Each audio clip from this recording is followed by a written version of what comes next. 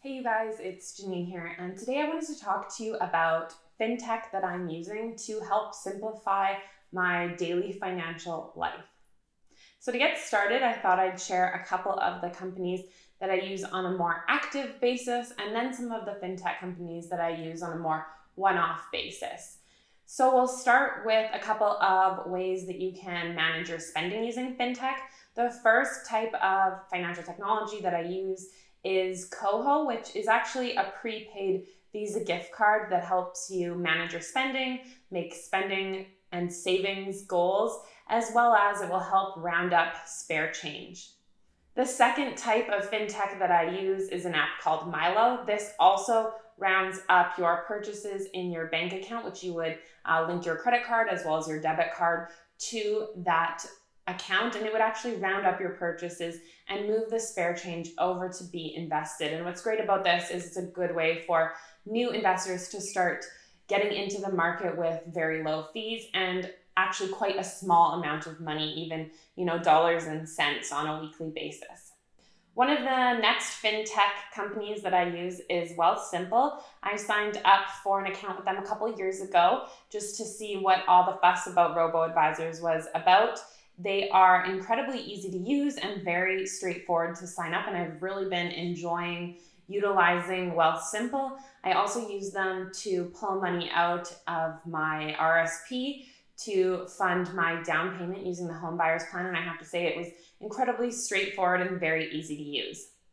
Again, on the investing side, I use Questrade, which is an online brokerage account that allows you to make trades for stocks and bonds, ETFs, all of those good things. And I find they actually have incredibly low fees, which is fantastic. And again, pretty straightforward to use and sign up for. When I'm spending money, I also look to fintech companies to help me get the most back when it comes to cashback. I utilize two different methods to maintain cashback. One is using Ebates, which is an online website that allows you to get cash back for your purchases.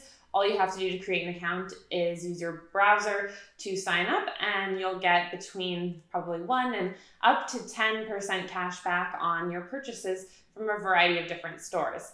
In addition to this, I marry this with the app called Drop, and what this allows you to do is get points for spending money at certain stores. And as you do so, those points can be redeemed for gift cards at stores like Amazon, which I tend to use a lot. So this is actually how I fund my reading habit. I use a lot of gift cards from both Ebates and Drop to get free books on my Kindle from Amazon. And of course, I'm also always using a cashback credit card. So I really find myself earning probably between 5 and sometimes 15% on most of my purchases. The last fintech company that I wanted to mention is Willful Wills.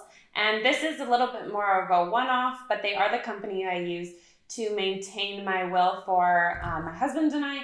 We did just recently buy a home, so it was something that we needed to update. It's incredibly easy to sign up and use, very straightforward, not a lot of legal jargon, and the interface is beautiful. So if you are in the market for a will, which everyone should have a will if you have any amount of assets, definitely check them out, as they are one of the first online fintech will companies that people across Canada are using.